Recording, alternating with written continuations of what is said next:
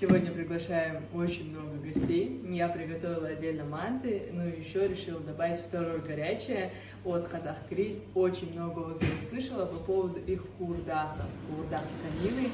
И посмотрите, как я заказала 2 огромные порции. Здесь получается вот такой вот тяжелый казанчик, он прям супер горячий сейчас.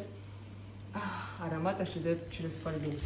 Единственное, сейчас прям открывать я не буду. Открою, когда буду накладывать, ну, красивые, да, табаки. Вот, и потом вам покажу, чтобы не остыло. И, кстати говоря, у меня сейчас здесь в дополнение идут вот такие вот лук, зеленый лук. Тоже когда буду украшать, все это вам покажу обязательно.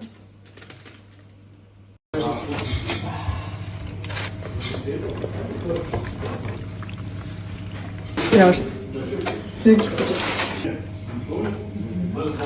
Просто прям супер.